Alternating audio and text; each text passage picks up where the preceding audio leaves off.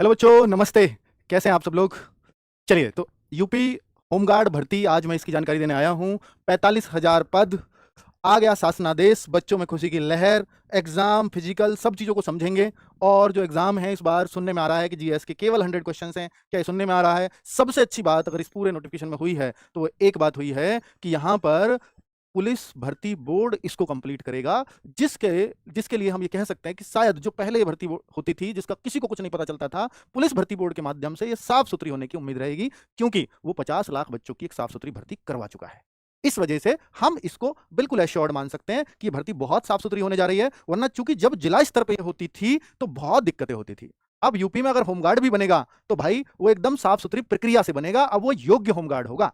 और क्या अपने ही जिले में, हाँ, होमगार्ड को अपना ही डिस्ट्रिक्ट मिल जाता है नौकरी करने के लिए, और 30,000 के आसपास आपकी सैलरी बन जाएगी। और अगर ये 8 पे कमीशन आया तो हो सकता है एक होमगार्ड भी 40-45,000 कमा रहा हो, उसका भी मानदेय बढ़ाना पड़ेगा। हालांकि ये दैनिक भत्ता तय होता है, पर चूंकि जब पे कमीशन के रूल ही बदल जाएंगे तो दैनिक भत्ता भी बढ़ाना पड़ेगा। और अगर आप अपने जिले में आज यूपी के अंदर 30,000 भी कमा पा रहे हैं और अपने घर से रोज अप डाउन, रोज ड्यूटी कर पा रहे हो, शाम को अपने घर जा पा रहे हो, तो भाई 30,000 भी फिर कम नहीं है। कम कब लगते हैं 30,000? जब आप दूसरे स्टेट में नौकरी करने जाते हैं, तब 30,000 बहुत कम है, तब कुछ है ही नहीं। क्योंकि आपको रहना खाना यही आपका 10-15,000 रुपए खर्च करवा देगा, जो यहाँ पूरी तरह से सेफ हो जाता है। और गाँवों में जब कोई गाँव से, अपने गाँव से ही करेगा, अपने जिले में कर रहा है, तो अपने गाँव में आधे खर्चे वैसे ही नहीं होते हैं।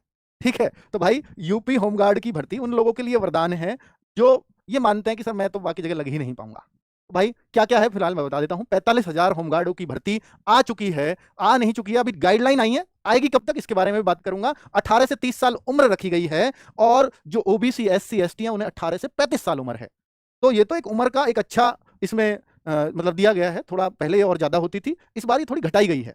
ठीक है, और पहली भर्तियों का तो आपको पता ही नहीं लगता था, पर अब पता लगने जा रहा है। ये भर्ती पूरी तरह से ठीक ठाक होगी, ऐसी आप उम्मीद करिए। अच्छी बात ये होगी कि जो बच्चा होमगार्ड बनेगा उसको पुलिस में भी आयु में छूट मिलती है अच्छी खासी। पुलिस की भर्ती जब वो आएगी ना, कांस्टेबल के लिए अगर आप देखोगे तो जैसे आप कोई बच्चा पुलिस में ओवर एज हो गया तो होमगार्ड में मान लो भर्ती उसने ज्वाइन कर रखा है, तो फिर इसके लिए उसको काफी छूट मिल जाती है एज में। तो एक बहुत बढ़िया तरीका मतलब वैसे भी है। अदर स्टेट वाले कैसे भर पाएंगे उसके बारे में तो भाई मैं अभी नहीं बता पाऊंगा, जो विस्तृत गाइडलाइन का वेट करना पड़ेगा, है ना। शैक्षिक योग्यता का निर्धारण मैं बता देता हूं कि भाई देखो, 10वीं कक्षा पास यहां रखा गया है। और 10वीं कक्षा मेरे ख्याल से इस बार पहले भी शायद 10वीं ही होती थी, या 8th भी हो सकता है पहले, अभी मुझे पूरा ध्यान नहीं है पहले का क्या है। फिलहाल हम ये कह सकते हैं कि 10th पास होना अब होमगार्ड के लिए जरूरी होगा। और जब पुलिस की बात करेंगे कांस्टेबल की, तो वहां 12वीं पास होता है। यहाँ हालांकि ये अधिमानी अहर्ता है, ये जरूरी नहीं है कि आपके पास ये हो, पर अगर ये है तो फिर आपको निर्धारित अंक दिए जाएंगे। 3 अंक आपको सी प्रमाण पत्र के, एनसीसी के, और बी के 2 अंक और ए के 1 अंक। ये वही रूल है, वही तरीका है। क्या ये वही रूल है जो सेंट्रल की भर्तियों में दिया जाता है आर्म फोर्सेज में? जैसे आप एसएसजीडी वगैरह में नहीं, वहां 5%। अगर वो रूल होता, दिल्ली पुलिस में एनसीसी के सी सर्टिफिकेट के 5 अंक है, तो वो वाला तो नहीं है, पर ये एक निर्धारित कर दिए गए हैं, इस हिसाब से मिलेगा। और एक यूपी में होता है भारत स्काउट एंड गाइड प्रमाण पत्र, अगर ये भी है तो 1 अंक इसका भी मिल जाएगा। ठीक है, चलिए ये आपके उन अंकों में जोड़ दिए जाएंगे भाई। अधिमानी अर्हता है ये फिलहाल। चलो दूसरा, यदि किसी अभ्यर्थी के पास एक से अधिक अधिमानी अर्हता है तो उसे सबसे अधिक अंक वाली ही अर्हता दी जाएगी। जैसे मान लो किसी के पास ये भी है और किसी के पास ये भी है, तो 4 अंक नहीं मिलेंगे, फिर ये वाला मिलेगा उसको। समझ में आई बात? ठीक है। दूसरा, 18 वर्ष और 30 वर्ष ये जो आयु सीमा रखी गई है, ये 1 जुलाई के आधार पर ही काउंटिंग होगी, क्योंकि एनरोलमेंट का वर्ष जो होगा, अब आप ये उम्मीद करो कि अगर ये इस साल भर्ती आ गई तो फिर 1 जुलाई को 2025 को एनरोलमेंट मांगा जाएगा। अगर भर्ती 2026 में चली गई तो फिर 1 जुलाई 2026 के हिसाब से एज की कैलकुलेशन की जाएगी। ये इस बात का मतलब है। एनरोलमेंट की पूरी प्रक्रिया, यानी जो फॉर्म वगैरह आएंगे और आपका जो लिस्ट मेरिट आउट सब कुछ होगा, वो सब किसके द्वारा होगा? ये सब किया जाएगा पुलिस भर्ती बोर्ड के द्वारा। ठीक है, आगे बात कर लेते हैं भाई। भूतपूर्व सैनिकों के लिए भी इसमें जो है वो आपको पता ही है उनका होता है, वो भी इसमें भर्ती हो सकते हैं। शायद वो नहीं होंगे, मतलब प्रोविजन उनके लिए रखा गया है कि भाई कोई आर्मी से हवलदार या मान लीजिए वो सूबेदार रिटायर होकर आ रहे हैं, तो क्या वो होमगार्ड की नौकरी करना चाहेंगे? नहीं, वो इसमें मतलब अपनी तौहीन समझते हैं, इसलिए वो नहीं कर पाएंगे। पर ऐसा भी है, वो बहुत जगह बेचारे इस ऐसे भी मजबूर हैं अपने घरों की हालातों से कि वो गार्ड की नौकरी भी करते हैं। पर वो ऐसा नहीं है कि वहाँ गार्ड को भी एक अच्छी खासी सैलरी दी जाती है, एक रेपुटेड सैलरी होती है। पर फिर भी अगर वो ज्वाइन करना चाहें तो ये उन्होंने कंडीशन ये रखी गई है। ये आर्मी मैन के लिए, मतलब एक्स सर्विस मैन के लिए, आर्मी नहीं, एयरफोर्स नेवी सबके लिए है। चलिए, आवेदन शुल्क जो है ये उस टाइम पर निर्धारित किया जाएगा। अभी तो शायद आवेदन शुल्क का कोई भी चीज नहीं है, ये नहीं बताया, क्योंकि ये बोल रहे हैं कि जो इसका होमगार्ड का जो सबसे बड़ा अधिकारी होता है उनके साथ विचार विमर्श करने के पश्चात पुलिस भर्ती बोर्ड तय करेगा कि क्या आवेदन शुल्क रखा जाए। ठीक है। आवेदन अब आप कहोगे सर किस डेट से आ रहे हैं, तो वो डेट अभी नहीं बताई गई है, पर वो बहुत जल्द आएंगे, क्योंकि सबसे ज्यादा जो इंतजार था वो इसी बात का था कि इसको कराएगा कौन और किस तरह से होगी, क्या मापदंड होने चाहिए, वो सब तय हो चुके हैं अब। और मुख्यमंत्री जी लगातार कहते रहे हैं अपने भाषणों में कि होमगार्ड की भर्ती जल्द से जल्द हो, जिससे पुलिस को भी बड़ी हेल्प मिल जाती है। होमगार्ड का मेनली काम क्या है? होमगार्ड का मेनली काम है कि भाई यूपी में कोई उस तरह की कोई आपदा आ जाए, मान लो कल कोई बाढ़ आती है, तो बाढ़ में सबसे ज्यादा सक्रिय ये लोग रहेंगे, बाकी पुलिस की हेल्पिंग हैंड्स ये रहते हैं हर जगह, आप ये कह सकते हो। खैर ये अपने आप को पुलिस से कम नहीं समझते हैं, ये भी मैं आपको बता देता हूं, पर जब भर्ती हो जाओगे तो आपको मेरी बात बुरी लगेगी, अभी तो लगेगी सर हम तो फिर पुलिस ही हैं, तो अच्छी भी लग सकती है। खैर छोड़ो, फिर ये सच्चाई है इसलिए मैंने आपको बता दिया है। चलो, बाकी इन्होंने बोल दिया है कोई दिव्यांगजन नहीं इसमें पदों के लिए एनरोलमेंट नहीं कर पाएगा, और मानसिक दोष से कोई युक्त भी व्यक्ति नहीं कर पाएगा, शारीरिक दोष से युक्त व्यक्ति भी नहीं कर पाएगा, नहीं छोटा मोटा मेडिकल भी कराया जाएगा। ठीक है, चलो। होमगार्ड के एक ये बहुत इंपॉर्टेंट पॉइंट है, होमगार्ड के पदों पर एनरोलमेंट के लिए यह आवश्यक है कि अभ्यर्थी उस जनपद का मूल निवासी हो जिस जनपद की रिक्ति के सापेक्ष आवेदन किया गया है। ये बहुत इंपॉर्टेंट पॉइंट है। जैसे कोई बच्चा ये कहे कि मैं बुलंदशहर का हूं जी, मैं बुलंदशहर का हूं और मैं गाजियाबाद में अप्लाई करना चाहता हूं, तो क्या वो कर सकता है? नहीं कर सकता। बुलंदशहर का बच्चा बुलंदशहर में ही अप्लाई करेगा, गाजियाबाद का बच्चा गाजियाबाद में ही अप्लाई करेगा, गौतम बुद्ध नगर का बच्चा गौतम बुद्ध नगर में, बलिया का बलिया में, गोरखपुर का गोरखपुर में, प्रयागराज का प्रयागराज में। ये इस बात का मतलब है। यानी ये मूल निवास जरूरी होगा दिखाना उस जिले का जिस जिले में आप नौकरी कर रहे हो। इसका उद्देश्य यह है, क्योंकि ये जिला स्तर की नौकरी है, तो इसका उद्देश्य यह है कि बच्चा अपने जिले से ही नौकरी करे, तभी इस होमगार्ड के ये जो मानदेय मिलता है इसमें वो सर्वाइव कर पाएगा। वरना फिर क्या है, वो रोज अपने घर भागेगा, फिर कैसे हेल्प ले लेंगे उनके लिए? ठीक है। और इसमें कोई छुट्टियां तो होती नहीं है, इसमें जितने दिन आओगे जितने दिन ड्यूटी करोगे वो आपसी सामंजस्य आप ले जाओ और वो आपकी छुट्टी ना लगे, ऐसा हो जाता है, कर लेते होंगे, पर इस तरह मतलब एक दिन की भी छुट्टी है तो एक दिन का कम पैसा आपको मिलेगा। यही तो फर्क है पुलिस की नौकरी में और इसमें। पुलिस में वहां छुट्टी निर्धारित है, यहां पे आप 4 दिन नहीं आए तो 4 दिन का पैसा नहीं मिलेगा। और इसमें तो एक और प्रोविजन दिया गया है कि सरकार जितने दिन चाहे उतने दिन ही आपको काम देगी। मतलब कि अगर हमें आपकी जरूरत 25 दिन है महीने में तो हम 25 दिन ही बुलाएंगे, अगर हमें जरूरत आपकी 30 दिन है तो हम 30 दिन बुलाएंगे, आप आओ ना आओ आपकी चॉइस है। ठीक है, अगर हमें 10 दिन जरूरत है तो हम 10 ही दिन बुलाएंगे आपको, और फिर 10 दिन का ही पैसा देंगे। पुलिस की नौकरी में ऐसा नहीं है, वहां रोज करनी है ड्यूटी। इसलिए इस होमगार्ड की भर्ती को उस पुलिस की भर्ती से काफी कम मान लिया गया है, क्योंकि ये भत्ता आधारित जॉब है, दैनिक भत्ता आधारित जॉब है। पर जो पिछला रिकॉर्ड अगर मैं बताऊं कि भाई जो होमगार्ड की भर्तियां होती थी, ऐसा नहीं है कि सरकार को किसी दिन उनकी जरूरत ना पड़ती हो। 30 के 30 दिन काम है उनके लिए। अब 45,000 शॉर्टेज है सर, ये पूरी हो जाएगी फिर तो 30 दिन काम नहीं रहेगा, ऐसा कभी होगा ही नहीं, यूपी के अंदर तो नहीं होगा। ठीक है, तो इस वाली टेंशन को अपने दिमाग से निकाल देना। सर मेरे को 30 दिन में से सरकार ने 10 दिन ही काम दिया, मेरे 10,000 रुपए बने, मैं क्या कर लूंगा? तो वो वाली टेंशन आप निकालो दिमाग से। चलो, ऐसा होगा नहीं, पर रूल यही है, रूल तो लिख के चलेंगे ना वो। ड्यूटी भत्ता, ये रहा ड्यूटी भत्ता। होमगार्ड को काम के लिए बुलाए जाने पर शासन द्वारा समय समय पर निर्धारित ड्यूटी भत्ता दिया जाता है। ठीक है, मतलब कुछ एक्स्ट्रा वैसा काम जो इनकी उससे हटकर है, वैसे इनके उससे हटके कुछ है नहीं। दूसरे जिलों में सरकार को अगर भेजना पड़ा तो उसके लिए डीएवीए का भी इंतजाम कर दिया जाएगा। ठीक है, तो वो वाली टेंशन नहीं है। बाकी अपने जिले में ही आपको ड्यूटी दी जाएगी, इससे अच्छी बात कुछ नहीं है। हो सकता है आप अपनी चौकी में लगो, हो सकता है अपने पास 2, 4, 10, 5, 20 किलोमीटर अगर अपने घर से रहोगे, तो इससे बढ़िया कुछ है नहीं। ठीक है, तो अदर स्टेट वाले बच्चे इसलिए नहीं देख पाएंगे क्योंकि आप यूपी के डिस्ट्रिक्ट के मूल निवासी नहीं हो सकते। ये सबसे बड़ी दिक्कत है, अदर स्टेट वाले बच्चे नहीं देख पाएंगे, क्योंकि ये जिला स्तर वाली जॉब है, जो जिस जिले का बच्चा है उसी जिले में इस नौकरी को पाएगा। क्लियर है? Other state no. ठीक है, ये जिला वाली बात कह करके अदर स्टेट को बंद कर दिया इन्होंने। चलो, और वैसे भी होमगार्ड अपने ही स्टेट का होता है भाई। होम यार, होम गार्ड घर का गार्ड है। दशमलव के बाद के अंकों को छोड़ दिया जाए, चलो ये तो बहुत पढ़ने वाली बात है नहीं। आवेदन पत्र की प्रकृति, स्वरूप और उसमें निहित शर्तों का निर्धारण उत्तर प्रदेश पुलिस भर्ती, ये सबसे इंपॉर्टेंट पॉइंट है। सबसे अच्छी बात मुझे लगी कि ये इस भर्ती को ये बोर्ड कराने जा रहा है, इसलिए साफ सुथरी होगी, वरना जिला स्तर पर दिक्कतें हो जाती थी, भ्रष्टाचार चल जाता था और ये होमगार्ड की भर्ती साफ सुथरी नहीं हो पाती थी।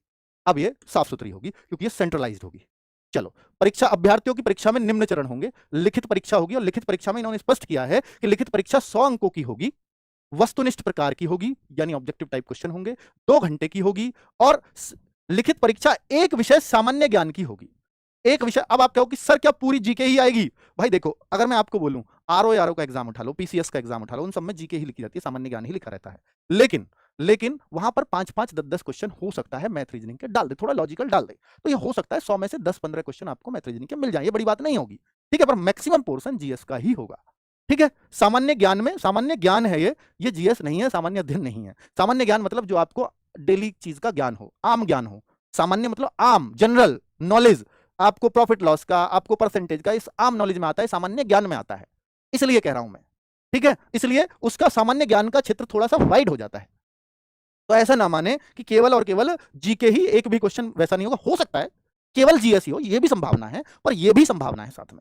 मैंने उसका रीजन आपको बता दिया। उन्होंने किस मानसिकता से किया नहीं पता। वैसे 2 घंटे अगर जीके 100 क्वेश्चन के लिए तो वो बहुत ज्यादा है, पर वो पेपर भी होमगार्ड का अगर ऐसे सोचो तो। ठीक है, चलो भाई आगे श्रेष्ठता सूची। एक और बहुत अच्छी बात, देखिए हर पॉइंट में ना जो ये शासनादेश आया है कुछ ना कुछ बहुत इंपॉर्टेंट लिखा होता है, पर हम उसके गौर से इसको पढ़ते नहीं। 7 पेज का है ये, अभी विस्तृत नोटिफिकेशन तो लेट आएगा, तो जब वो आएगा तो तब फॉर्म भी उसमें डेट भी आ जाएगी। तो अभ्यर्थियों की लिखित परीक्षा में प्राप्त अंकों तथा प्रस्तर 7 में अंकित अधिमानी अर्हताओं के आधार पर, जो अभी 7वें नंबर पे थी, तो आधार पर प्राप्त अंकों को जोड़ने के, हाँ, लिखित परीक्षा में प्राप्त अंक और जो अहर्ता थी एनसीसी और वो जो स्काउट वाली थी, उनको जोड़ने के उपरांत सभी अभ्यर्थियों की जिलावार सूची श्रेष्ठता क्रम में तैयार की जाएगी। श्रेष्ठता क्रम में कैसे? जिसके अच्छे अंक, जिसके ज्यादा मार्क्स, जिलावार सूची बनेगी। गौतम बुद्ध नगर के ये स्टूडेंट्स हैं, इनके कितने मार्क्स आए, ये गौतम बुद्ध नगर में देखे जाएंगे। ये गोरखपुर के स्टूडेंट्स हैं तो गोरखपुर में देखे जाएंगे, लखनऊ के स्टूडेंट्स हैं तो लखनऊ जिले में ही देखे जाएंगे। हर जिले की अलग अलग वैकेंसीज होंगी। हो सकता है जैसे गौतम बुद्ध नगर छोटा जिला है तो गौतम बुद्ध नगर में बहुत कम वैकेंसीज होंगी, हापुड़ बहुत छोटा जिला है तो हापुड़ की वैकेंसीज कम होंगी, प्रयागराज बहुत बड़ा जिला है तो प्रयागराज में वैकेंसीज बहुत ज्यादा होंगी। ठीक है, तो उस तरह से वो बताएंगे, वो भी लिस्ट आएगी भाई किस जिले में कितनी वैकेंसीज हैं, पर जितनी होंगी आपको एक्सेप्ट करनी पड़ेंगी। ये ऐसा तो है नहीं कि भाई यहाँ ट्रांसफर लेकर के ज्यादा आ गए होंगे, वहां का वहां ट्रांसफर ले जाएगा इसलिए यहाँ वैकेंसी कम रह जाएंगी, हाँ ऐसा नहीं है। जो जनसंख्या का रेशो है उस हिसाब से, जहां जितनी जिस जिले में जरूरत है, जितनी एक्टिविटी ज्यादा होती है उस हिसाब से वैकेंसीज बनाई जाती है, क्रिएट की जाती है। क्लियर है? ठीक है, चलिए वैसे देखिए जैसे गौतम बुद्ध नगर है, मुझे लगता है इसमें बहुत कम वैकेंसी जाएंगे, वैसे जिला छोटा ही है, पर ये चूंकि दिल्ली के बहुत नजदीक है, वीआईपी मूवमेंट बहुत ज्यादा है, तो इसलिए हो सकता है होमगार्ड्स की जरूरत ज्यादा हो। कमिश्नरेट है तो होमगार्ड की जरूरत वहां ज्यादा होती है। ठीक है, तो वो पता लगेगा अभी जब वो लिस्ट आ जाएगी जिला वाइज कितनी वैकेंसीज हैं, तो अभी ये नहीं कहा जा सकता कि भाई कहां कितनी वैकेंसीज आएंगी। चलो आगे बच्चों, ये सब शारीरिक मानक परीक्षण का दिया हुआ है, तो शारीरिक मानक परीक्षण को भी मैं समझा देता हूं आपको कि 168 सेंटीमीटर अनुसूचित जाति यानी एससी, जनरल, ईडब्ल्यूएस, ओबीसी सबको 168 ही चाहिए। लेकिन अगर कोई बच्चा एसटी का है तो उसको हाइट में छूट होती है, एसटी वाले बच्चों को तो 160 सेंटीमीटर भी चल जाएगी। ये सीना बिना फुलाए, ये फुलाकर, ये तो बिल्कुल यूपी पुलिस वाला है ना, 77 और ये 82 सेम ही है, ये एसटी के लिए हो गया। महिलाओं के लिए ऊंचाई जो दी है बिल्कुल यूपी कांस्टेबल में जो हाइट है, यूपीएसआई में जो हाइट है वही है, और एसटी की महिलाओं के लिए 147 सेंटीमीटर है। साथ में वजन की कंडीशन भी है क्योंकि इनकी चेस्ट नहीं नापी जाती महिलाओं की, तो वजन 40 किलोग्राम न्यूनतम होना चाहिए। ठीक है, तो शारीरिक दक्षता परीक्षा में और क्या क्या लिया जाएगा, तो देखिए अगर पुरुष हैं तो जो यूपीएसआई का है ना, सेम होमगार्ड का है, 4.8 किलोमीटर 28 मिनट में, सेम यूपीएसआई में यही रनिंग होती है, सिर्फ रनिंग है और कुछ नहीं है फिजिकल में। महिलाओं में 2.4 किलोमीटर दौड़ है और 16 मिनट में वो करनी पड़ेगी, सेम यूपीएसआई में है महिलाओं के लिए। अब आप कहो सर महिलाएं भी होती हैं, अब तक का जो रिकॉर्ड है उसमें करीब जितने भी अब तक होमगार्ड्स हैं उनमें 2800 महिलाएं ऑलरेडी हैं, तो रेशियो एक रहेगा महिलाओं का, वो कितना रहेगा वो नहीं पता, तो महिलाओं की वैकेंसीज अलग से रहेंगी। ठीक है, होमगार्ड की भी क्या ड्रेस होती है, वर्दी होती है? जी हाँ होती है, आपने देखी होगी, बस पहचान क्या होगी, पुलिस जैसी ही वर्दी होती है। होमगार्ड के पे यहाँ HG लिखा होता है, होमगार्ड HG, और यूपी पुलिस वाले पे आपको पता ही उत्तर प्रदेश पुलिस लिखा होता है, तो आराम से पहचाना जा सकता है, पर पुलिस वर्दी तो पुलिस जैसी ही होगी भाई। ठीक है, देखने में तो वैसा ही लगता है। स्वास्थ्य परीक्षण अंतिम रूप से जो एनरोलमेंट हेतु उपयुक्त पाए गए अभ्यर्थियों का जिला कमांडेंट होमगार्ड, जिला स्तर पे जो कमांडेंट होते हैं होमगार्ड के, उनके द्वारा स्वास्थ्य परीक्षण उनका कराया जाएगा। ठीक है, ये जिला अस्पताल में ही होता है, और जिला अस्पताल में आपको देख लिया जाएगा भाई आप स्वस्थ हैं पूरी तरह से, तो आपको जो है अगर अभ्यर्थी जो है उस मतलब नहीं है, कोई दिक्कत है उसको, मानसिक या शारीरिक दृष्टि से कोई दिक्कत है, तो एनरोलमेंट नहीं किया जाएगा। ठीक है, चलो चरित्र सत्यापन ये भी देखा जाएगा, कोई अपराधी प्रवृत्ति का तो नहीं है। चिकित्सा परीक्षण में जब उपयुक्त पाया जाएगा तो अभ्यर्थियों का जिला कमांडेंट होमगार्ड द्वारा पुलिस सत्यापन भी कराया जाएगा कि भाई इसके ऊपर कोई किस तरह का कोई केस वेस तो नहीं है। ठीक है, चलो तो ये कुल मिलाकर के पूरी प्रक्रिया मैंने आपको समझा दिया, इतना ही अभी आया है, इससे ज्यादा जो भी कुछ बताऊंगा वो सिर्फ एक आइडिया होगा, और आइडिया ये है कि भर्ती कब तक, ये आप सब लोगों के पूछने में मन में होगा। तो भाई भर्ती की बात बहुत पहले से चल रही है, मुख्यमंत्री जी इसके लिए बहुत सीरियस है, तो हो सकता है बहुत जल्द आपको इसके पद देखने को मिले, और आपको बाकी सारी चीजें मुझे लगता है कि सब चीजें मैं बता चुका हूं, और क्लियरली हर एक चीज जो डिटेल में आएगी वो फुल नोटिफिकेशन पे ही आएगी। ठीक है बच्चों, थैंक यू वेरी मच, नमस्ते।